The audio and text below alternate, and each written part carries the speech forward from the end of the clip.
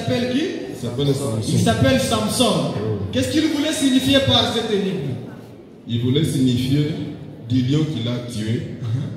Il a découvert à l'intérieur du miel. Il a découvert du miel Oui. dans la gueule du lion. Oui, cela veut dire que le lion mange. C'est un animal carnivore. Alors, à l'intérieur de ce lion, étant déjà mort, il a trouvé le miel qui se mange avec un bon goût. Alors, le lion aussi est fort. Parmi les animaux, vous connaissez qu'il s'appelle le roi des animaux. Alors, le miel aussi est très doux lorsque vous le goûtez. C'est là que je sais de cette énigme. Est-ce qu'il a réussi? Oui, il a tenté de toucher la réponse. De celui qui mange est sorti ce qui se mange. Donc, de la bête féroce, le lion, qui mange les autres bêtes, qui mange comme il est carnivore, est sorti maintenant ce qui se mange, le miel. Et du fort, comme il est le roi de la forêt, cette fois-là, il est sorti ce qui est comment? Ce qui est doux. Et cette énigme ici veut nous apprendre quelque chose de plus important. De quoi s'agit-il? Ça se retrouve dans Juge 14. Et c'est quoi de plus doux que le miel? Quoi de plus fort que le lion? Et de cette histoire, je voudrais que nous puissions y tirer une certaine leçon quant à ce qui concerne une guérison psychologique, une psychothérapie. Je voudrais aujourd'hui attirer votre attention sur comment soutirer des bonnes choses des mauvaises circonstances.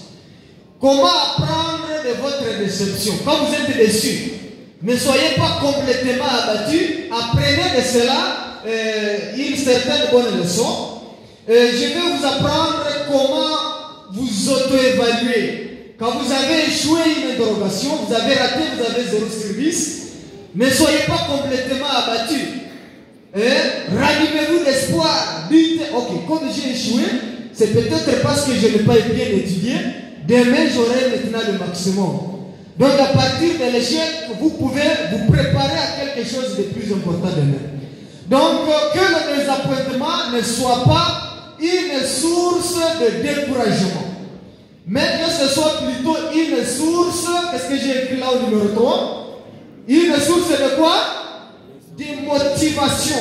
C'est ce que le psychologue appelle la résilience. C'est la résistance physique face aux imprévus. Vous aviez déjà aimé quelqu'un, vous lui avez ouvert votre cœur, vous lui avez dit tous vos secrets, mais à la dernière minute, après sa défense, vous attendez qu'il a déjà une fiancée là-bas, et il s'est déjà marié. Ne soyez pas troublés, ne soyez pas attaqués par des accidents vasculaires cérébraux. Dites, ok, c'est un homme, je trouverai encore un autre. Ça, c'est ce qu'on appelle la résilience.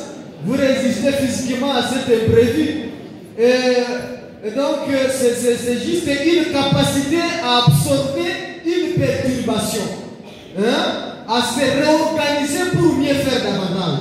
Aujourd'hui, vous avez eu 4 sur 10. Ne vous découragez pas, ne dites pas, ok, comme la statistique, c'est une bête noire, je ne vais même plus étudier. Mettez-vous maintenant au travail à partir de cet échec-là. Donc, de ce qui mange est sorti, ce qui fait quoi? Ce qui se mange. Aujourd'hui, j'ai choisi un sujet qui fait peur à beaucoup de personnes. Néanmoins, à partir de cette peur, il y a derrière cela une bonne nouvelle. Et le sujet, le voilà, la bénédiction de la mort. Répétons ça ensemble, la bénédiction de la mort. La bénédiction de la mort. La bénédiction de la mort. C'est quelque chose qui mange les gens, mais derrière ça, il y a une bonne nouvelle. Et qu'est-ce que j'ai dit ici? Est-ce que vous avez déjà eu peur de la mort? Bien, vous l'aimez? Normalement, nous avons tous peur de la mort. Nous avons peur de l'inconnu. Mais la leçon d'aujourd'hui nous montre que Dieu désire nous enlever cette peur. Et par cette leçon, il veut nous apprendre des choses merveilleuses au sujet de quoi maintenant? Au sujet de la mort. la bénédiction de la mort. Et quand j'étais en train de lire, je me suis dit que signifie bénédiction. Et ce terme ici, c'est-à-dire bénédiction, c'est une grâce spéciale qui vient de Dieu. Et ce même terme-là, dans le monde antique, dans l'Alexandre le Grand, on pouvait appeler ça une bénédiction, une louange, ou bien un don généreux. Et lorsque nous disons « je te bénis », est-ce que les gens comprennent de quoi il s'agit? Le terme la bénédiction. Ils pensent que c'est une chose extraordinaire, mais donc l'étymologie de ce terme-là, bénédiction, ça signifie parler bien de quelque chose. Quand on parle bien de quelque chose, la louange, à d'autres termes, on est en train de faire quoi? De bénir. C'est pourquoi quelquefois nous pouvons dire nous te bénissons notre Dieu. À d'autres termes, ça signifie notre Dieu, nous faisons quoi? Nous te louons, nous t'exaltons. Quand quelqu'un t'a offert quelque chose de surprise, tu dis vraiment il m'a béni. C'est-à-dire il t'a donné un don généreux.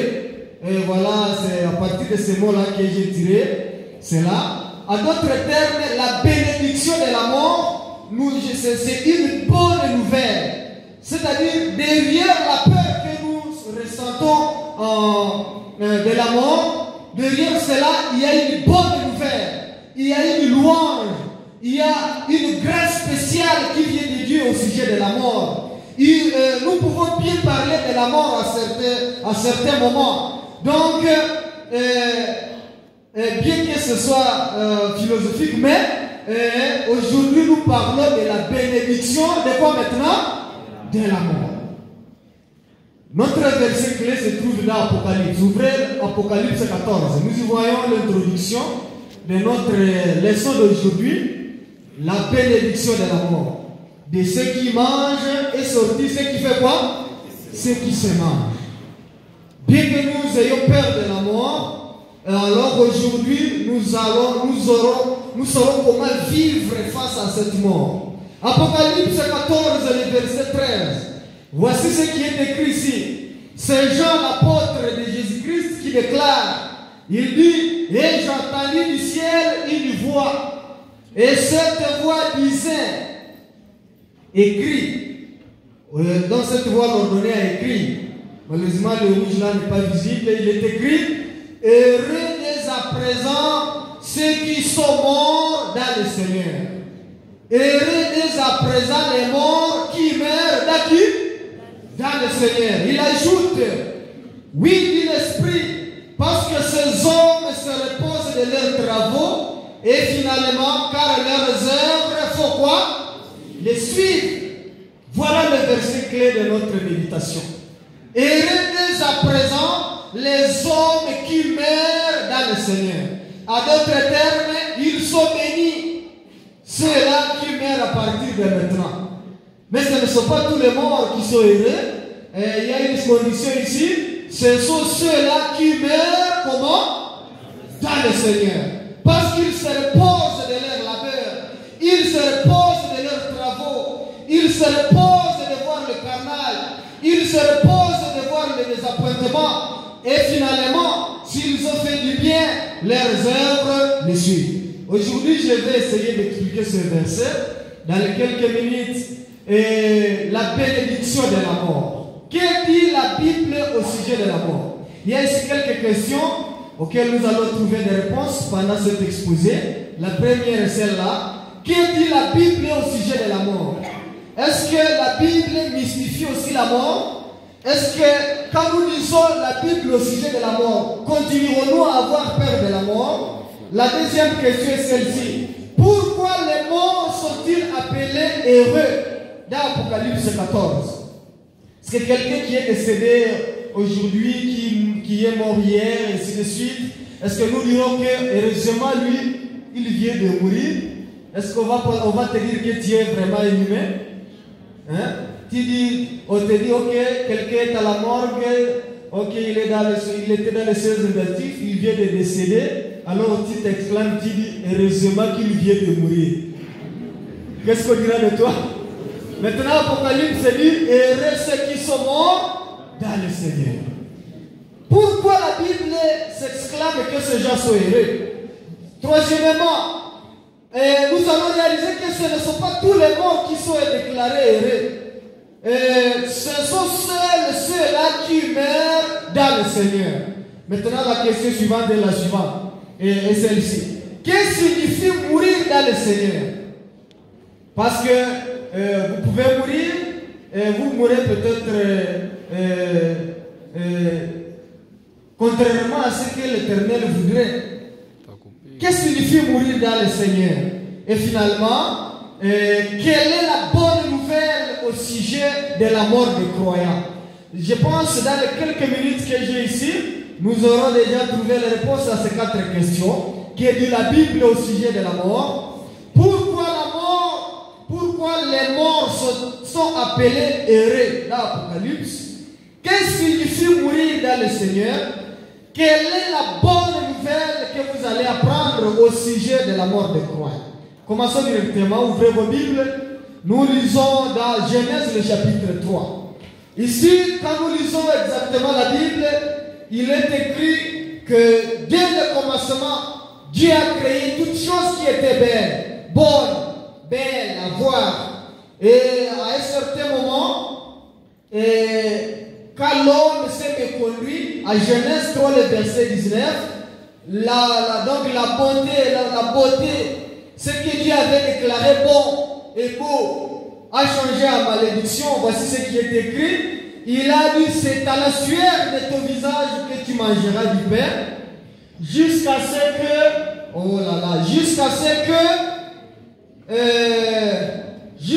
que tu retournes où? À la poussière, parce que tu es quoi aussi? Tu es poussière. Jusqu'à ce que tu retournes à la poussière, parce que toi aussi, tu es quoi? Tu es poussière. Et ce verset ici nous montre que Christ démontre comment la mort est arrivée. C'était à partir du choix de l'être humain. Il a dit, à la sueur de ton front, tu vas manger jusqu'à ce que tu retournes dans la poussière. L'homme a été tiré de la poussière et à la fin de la vie, il retournera encore où? À la poussière. Et cela nous rappelle l'entretien de Jésus avec l'être humain tout au début là. L'Éternel lui dit alors, si tu te permets d'agir contrairement à ce que je te commande aujourd'hui, certainement, qu'est-ce que tu feras? Tu mourras. Et c'est ça que nous appelons la mort.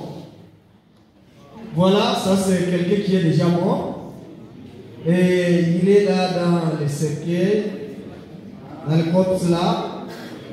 Et celui-ci peut nous aider à faire quoi? Est-ce qu'il peut nous venir en aide? Le matériel didactique. Comme le squelette. Sur le plan pratique, est-ce qu'il peut nous venir en aide, venir nous prodiguer des conseils? Est-ce qu'il peut venir dire non, comme vous êtes à difficulté financière, je vais payer pour vous? Est-ce que cette personne peut encore démontrer son amour envers sa femme, bien vers son mari? C'est vraiment impossible, n'est-ce pas? Qu'est-ce que dit maintenant la Bible au sujet de la mort? Car l'être humain vient de retourner à la poussière. Qu'est-ce qui se passe? Ouvrez vos Bibles et nous trouvons la réponse. Ecclésiaste, le chapitre 9. Ici, il y a une réponse juste au sujet de l'être humain. Ecclésiaste, le chapitre 9, au verset 4, verset 6. Voici ce qui est écrit. J'ai pensé que le bleu serait le meilleur, mais je change immédiatement tout. Ok, Ecclésiaste, le chapitre 9, à partir du verset 5 jusqu'au verset 6. Voici ce qui est écrit. Les vivants, en effet, nous qui sommes vivants, nous savons en effet que jour nous mourrons. Les vivants, en effet, savent qu'ils mourront un jour, mais ceux qui sont morts, comme notre ami là à côté, la Bible déclare qu'ils savent combien de choses. Ils ne savent rien. Et il n'y a pour eux plus de salaire, puisque leur mémoire est comment? Est oubliée. Leur amour, leur haine, leur envie est à péril. Et ils n'auront plus jamais aucune part à tout ce qui se passe où? Sous le soleil. Donc ils ne peuvent même plus participer à ce que nous faisons sur la terre. C'est ce que déclare la parole de Dieu. Donc ceux qui meurent ne savent rien. Ils ne peuvent même plus nous venir en aide. Et la Bible déclare ici, quand nous mourrons, nous sommes dans un état d'inconscience totale. Pour nous faire comprendre maintenant qu'est-ce qu'est la mort et dans quel état nous sommes lorsque nous mourons, Dieu compare la mort au sommeil. Il compare la mort à quoi? Au sommeil. Et quelque part il est écrit, c'est Paul qui écrit, il dit, nous ne voulons pas que vous soyez dans l'ignorance au sujet de ceux qui dorment, afin que vous ne vous affligiez pas comme les autres qui n'ont point d'espérance. Ça, c'est ce qu'il a écrit quelque part. Et finalement, Jésus, quand il s'entretenait avec Marie, frère de Lazare, avec les Sadducéens et les pharisiens, là à Béthanie, et après lui avoir raconté comment il était malade, comment il a été enseveli, la Bible déclare qu'après ces choses, Jésus leur dit, Lazare, notre ami, est comment? Dort. Mais je vais le réveiller. Donc, à d'autres termes, la Bible appelle la mort le sommeil. Mais ce n'est pas l'unique assouplissement comme nous sommes dormis la nuit, mais c'est une mort qui peut prendre quelque temps. Mais voici la question la plus importante. D'où vient la mort? Est-ce que c'est Satan qui nous le fiche? Ou bien c'est une bénédiction de Dieu? Entre les deux, qui produit la mort? C'est Dieu? Est-ce que c'est Satan?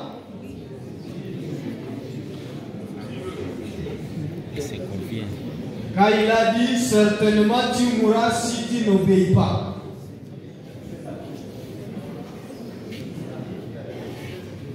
Est-ce que c'est l'homme qui a créé sa propre mort? C'est parti de sa désobéissance, n'est-ce pas? Maintenant, est-ce que c'est Dieu qui est tué? Ou bien c'est Satan qui nous tue? Pourquoi j'ai choisi le terme la bénédiction de la mort? Retenez ceci, au début de la création de l'homme, il y avait des arbres spéciaux dans le jardin d'Éden. L'arbre de la connaissance du bien et du mal. Et le deuxième arbre, c'était l'arbre de la vie. Et juste après le péché de l'homme, la Bible nous révèle l'intervention de Dieu. Dieu est intervenu juste là au début. Qu'est-ce qu'il a fait? Il est venu empêcher nos premiers parents de prendre de l'arbre de vie et d'en manger. Parce que s'ils touchaient encore cet arbre de vie, ils vivraient comment? Éternellement. Mais Dieu a pris l'initiative de venir les empêcher. Et c'est ce que nous trouvons dans la Bible où il dit, Dieu a dit, voici l'homme est devenu comme l'un de nous. Empêchons-les donc maintenant d'avancer sa main, de prendre de l'arbre de vie et d'en manger et de vivre éternellement. L'Éternel Dieu les chassa du jardin, il mit à l'orient du jardin d'Éden les chérubins qui agitent une épée flamboyante pour garder le jardin de l'arbre de vie, pour que ces pécheurs-là, Adam et Ève, ne puissent plus le toucher. Parce que s'ils pouvaient toucher encore cet arbre après leur chute, l'homme vivrait éternellement en train de souffrir sans mourir. L'homme serait enclin aux souffrances éternelles. Maintenant, la bénédiction de la mort. Comment Dieu a agi dès le début là. Il est bon de comprendre qu'Adam et Ève, avant le péché, ils n'étaient pas éternels. Car qui est seul éternel? C'est Dieu. Seulement Dieu est éternel. Donc leur état de vie, leur longévité dépendait de leur obéissance. Et donc si nos premiers parents sont morts, ils sont donc morts de vieillesse à cause de l'arrêt de consommer le fruit de l'arbre de vie. Comme on les a privés de toucher l'arbre de vie, alors ils sont allés mourir de vieillesse. Ils sont morts non à cause d'une conséquence directe d'avoir mangé du fruit de la connaissance du bien et du mal, parce que le même jour ils ne sont pas morts physiquement, mais parce qu'ils n'avaient plus accès à cet arbre de vie. Leur mort, c'est ce qui est écrit là en rouge, leur mort fit donc une grâce spéciale de Dieu pour qu'ils ne vivent pas éternellement dans quoi? Dans la souffrance. Dieu a permis que nos premiers parents se reposent pour qu'ils ne continuent à souffrir éternellement. Et réellement, quand nous lisons le livre de Genèse, ceux qui ont vécu les premiers siècles, beaucoup d'années avant Jésus-Christ, et surtout avant le déluge, pouvaient vivre des centenaires, de 900 ans, de 800, et 600, et ainsi de suite. Mais par la grâce de Dieu, Dieu a voulu que les vies se raccourcissent pour ne pas continuer à vivre éternellement dans la souffrance. C'est pourquoi lorsque nous lisons Apocalypse 14, il a été dit, j'entendis une voix qui disait, heureux dès à présent les morts qui dorment dans le Seigneur. Dieu peut permettre que ces élus dorment, que ces élus meurent pour les réveiller le dernier jour. C'est ce que nous lisons ici à Romains 8, le verset 11. Il est écrit, et si l'Esprit de Dieu, l'Esprit de celui qui a ressuscité Jésus-Christ, il y a quelque part dans la Bible ce qui est écrit, si Christ n'est pas ressuscité, notre prédication serait aussi comment? Vaine, floue. Mais l'Esprit qui a ressuscité, c'est Jésus d'entre les morts. Si cet Esprit habite en vous, dans votre cœur, ce même Esprit qui a ressuscité Christ d'entre les morts rendra aussi la vie à vos corps mortels par l'Esprit qui habite en vous. Alléluia. Le même Esprit qui a ressuscité Jésus, c'est ce même Esprit qui devrait habiter en vous. Pour que même si vous mouriez aujourd'hui, que ce même Esprit vous rende à la vie. Et la suite dit ceci. C'est pourquoi Jésus-Christ a dit quelque part en Jean chapitre 11 au verset 24, il a dit, je suis la résurrection et la vie. Toute personne qui croit en moi vivra qu'à Dieu même il serait mort. C'est la parole de l'Éternel. Donc si nous croyons à Christ maintenant, si nous acceptons de suivre les consignes, de suivre les ordonnances du Seigneur, si nous mettons en pratique ce que nous avons écouté, même si nous mourons aujourd'hui, la Bible promet qu'un jour nous allons encore revivre. Ici maintenant, la bénédiction de la mort, de quoi s'agit-il? Et comment profiter maintenant de cette bénédiction de la mort? Ecclésiaste le chapitre 9 au verset 10. Il y a une solution. Comment pouvons-nous faire pour profiter de cette bénédiction? De revivre même si nous sommeillons pour un peu de temps. Ecclésiaste 9 le verset 10, voici ce qui est écrit. Ce que ta main trouve à faire, si ta main peut le faire avec force, la Bible nous recommande de faire quoi? De le faire. Car il n'y a ni œuvre, il n'y a ni pensée, il n'y a ni science, il n'y a ni sagesse dans le séjour des morts où tu vas. Là que nous n'allons plus réfléchir, nous n'allons plus aimer, nous n'allons plus travailler, nous n'allons plus user de sagesse. Alors, tout ce que tu as à faire maintenant, fais-le comment? Avec force. La Bible déclare, c'est même donc le psalmiste qui a dit ceci. Le psalmiste a ajouté cet élément. Les gens pensent qu'après la mort, on peut encore prier, on peut encore confesser ses péchés, on peut encore faire beaucoup de choses. Maintenant, Psaume 115, le verset 17. C'est le verset 17, ce n'est pas ça 17. Psaume 115, le verset 17. Voici ce qui est écrit ici. Il est écrit: ce ne sont pas les morts qui célèbrent l'Éternel. Ce n'est aucun de ceux qui descendent dans les lieux de silence. Mais nous qui sommes encore vivants, nous bénirons l'Éternel à partir de quelle heure? Dès maintenant, jusqu'à quel jour? Jusqu'à jamais louer l'Éternel. Donc ce ne sont pas les morts. N'attendez pas la mort pour confesser vos péchés. N'attendez pas la mort pour maintenant changer votre comportement. Tout ce que vous avez à faire, que ce soit la louange à l'Éternel, les études, la bienfaisance, tous ces éléments doivent se réaliser avant votre mort. Avant qu'il ne soit dit, ça en est fait. Parce que l'Éternel peut dire, ça en est fait et vous mourrez.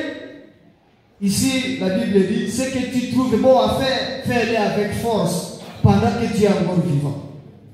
C'est pourquoi nous avons choisi cette semaine pour vous préparer à l'éternité. Parce que personne ne sait le jour où il mourra, n'est-ce pas? Est-ce que vous savez le jour où vous mourrez? Donc vous ne savez pas. Moi-même, j'en sais rien. Et ici maintenant, on dit, tant que je vive encore, tant que nous vivons encore, célébrons le nom de l'Éternel, louons-le, parce que ce n'est aucun de ceux qui dorment dans la poussière, ceux qui descendent dans le lieu de silence, aucun d'entre eux ne peut louer l'Éternel. Mais nous qui sommes vivants, nous pouvons chanter, nous pouvons monter au mont Pic, nous pouvons glorifier l'Éternel, et nous allons commencer à le faire dès maintenant jusqu'à jamais. Et j'étais en train de lire un livre appelé Les événements des derniers jours. Les événements des derniers jours m'ont montré un élément très très important. Il m'a dit que devant nous, il y a des tas de troubles. L'état de trouble qu'il n'y a jamais eu de pareil depuis la création de la terre. Pendant ce temps de trouble, les gens seront privés de leur aise, de leur bonheur. Maintenant, avant que ce temps de trouble n'arrive, l'Éternel, Dieu, verra le sens des gens, comment ils se conduisent. Alors, il permettra que certains d'entre nous se reposent, qui est de succomber pendant ce temps de trouble. Laissez-moi lire intégralement ce que j'ai trouvé. Lisons ça là-bas. Il est écrit la bénédiction de la mort. Un temps de preuve inimaginable est devant nous. Donc on ne peut jamais imaginer. La période de détresse, une période d'angoisse qui est devant nous exigera une foi capable de surmonter la fatigue. Des hommes qui se fatiguent auront besoin de surmonter encore, et auront besoin plus de persévérance. On aura besoin de la foi qui surmonte les retards, la famine, et ainsi de suite. Une foi capable de résister, bien que sévèrement éprouvée. Ce livre m'a dit ceci: un temps de détresse tel qu'on n'en a jamais vu de semblable sera bientôt sur nous, afin de Dieu. Maintenant, voici ce qui est écrit ici. Il y a des fois, nous prions pour les malades et nous disons, nous te supplions que ces malades guérissent. Alors, il nous a été donné une attention ici. Il n'est pas bon, il n'est pas toujours bon de demander à Dieu une guérison inconditionnelle. Donc, si nous prions pour quelqu'un pour qu'il guérisse, nous devons mettre une condition. Quand il guérira, nous espérons qu'il va te servir. Alors, Dieu va écouter. Peut-être quand il va guérir, il va aider encore sa famille. Parce que nous pouvons prier pour quelqu'un, maintenant après sa guérison, il devient délinquant. Il devient bandit. Mais l'Éternel à quoi bon guérir une telle personne qui ne va servir à rien dans les jours à venir. Maintenant ici il est écrit, il n'est pas toujours bon de demander à Dieu une guérison qui est comment? Inconditionnelle. Même la réussite que nous sommes en train de demander, dites, Éternel Dieu, permets que je réussisse pour que jour je fasse, d'un honneur, pour que je te serve par exemple. Ici il est écrit, Dieu sait si ceux pour lesquels nous prions seraient capables de supporter l'épreuve qui est devant nous. Le test qui viendrait sur eux, ça c'est ce test, ce n'est pas au pluriel, s'ils vivaient. Dieu connaît la fin dès le commencement. Maintenant, vers la fin là, la bénédiction de la mort, il est écrit, plusieurs seront tenus à l'écart dans le sommeil, avant que ne survienne sur notre monde l'épreuve terrible du temps de trouble. Et la conclusion, voici ce qui est écrit dans ce livre événement des derniers jours. Lisons la dernière phrase là. Il est écrit à partir d'ici, il est écrit, beaucoup s'endormiront avant le temps de trouble.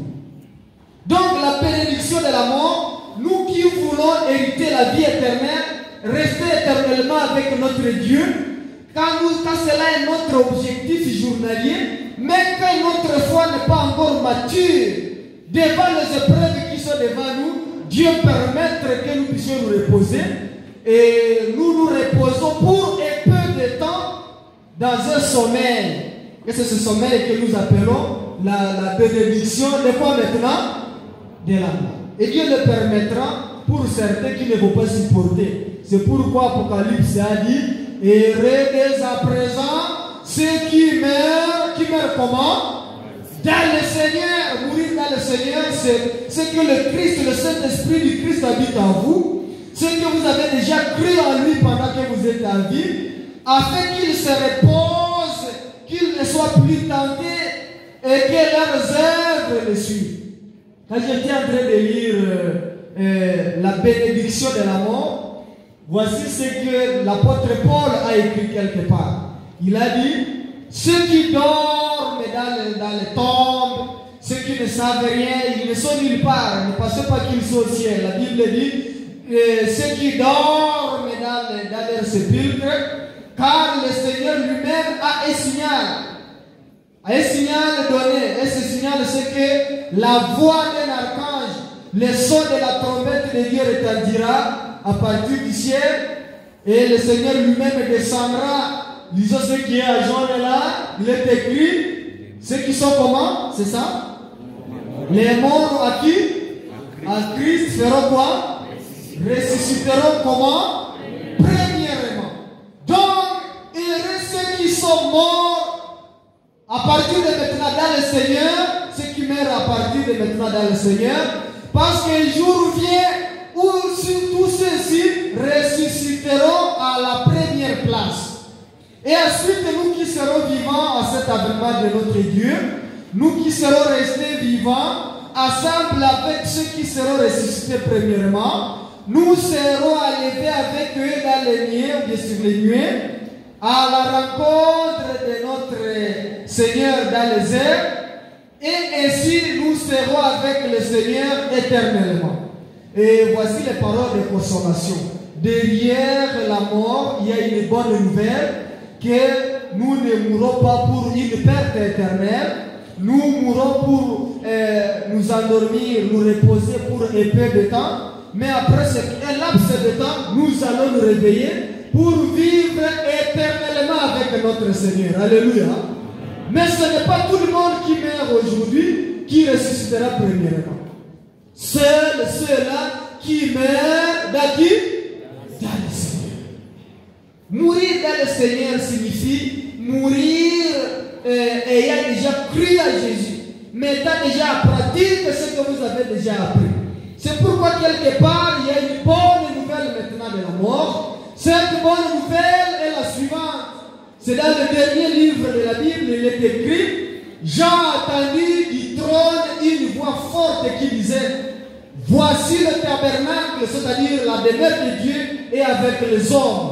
C'est Dieu lui-même qui habitera avec ses hommes. Ils seront son peuple et Dieu lui-même sera avec eux. Maintenant, la suite, il dit, quand il revient, tous ceux que nous avons peur, il essuiera toutes les larmes. De quoi maintenant? De nos yeux. Et la mort ne sera plus. Il n'y aura plus ni deuil, ni cri, ni douleur, car les choses premières auront fait quoi? Auront disparu. Les jours viennent où ceux qui dorment dans le Seigneur ressusciteront. Alléluia. Et quand ils ressuscitent, ils revêtiront l'incorruptibilité, l'immortalité. Et avec Christ, la Bible dit, toutes les larmes que nous pleurons, que nous faisons tomber, seront comment? Seront essuyées. Et à partir de ce jour-là, il n'y aura plus ni deuil, ni mort, ni cri, ni douleur, car les choses premières auront fait quoi maintenant? Auront disparu. Que dit la Bible au sujet de la mort? La Bible dit que la mort, c'est juste un sommeil. Un sommeil pour ceux qui croient à l'éternel. Dans les leçons suivantes, nous allons vous montrer que pour ceux qui ne croient pas, ce n'est pas un sommeil. Ils attendent encore quelque chose, le jugement maintenant final.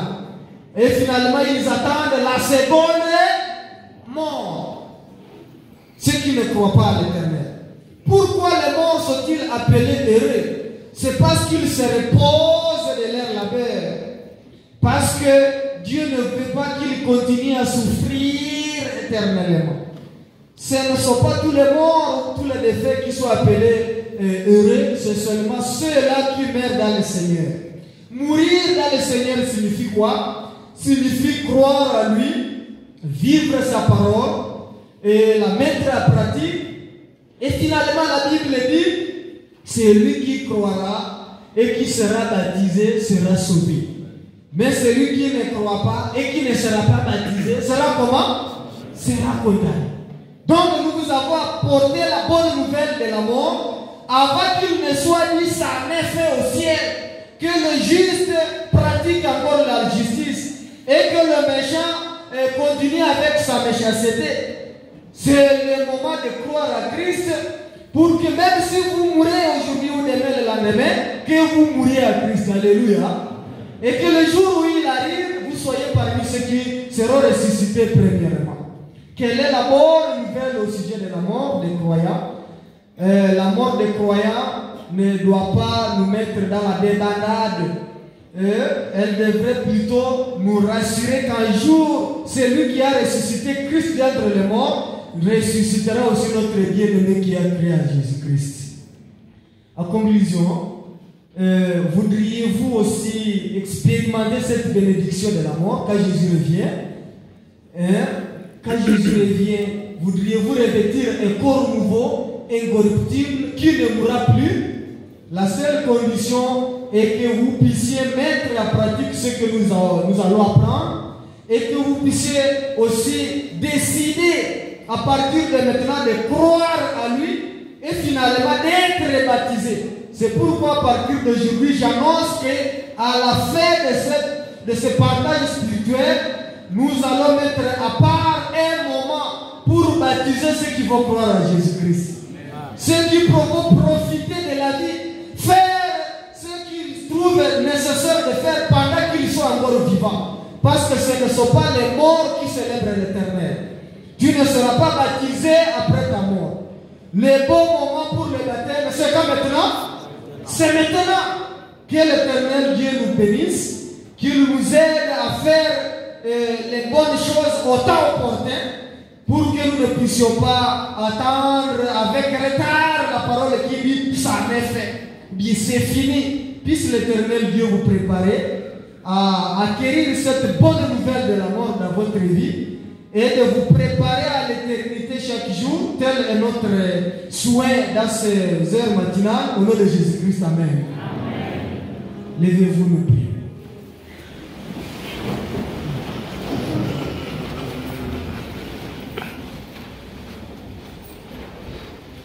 Notre Dieu, notre Père, Nous venons de parler à ton peuple qu'il doit se préparer à l'éternité.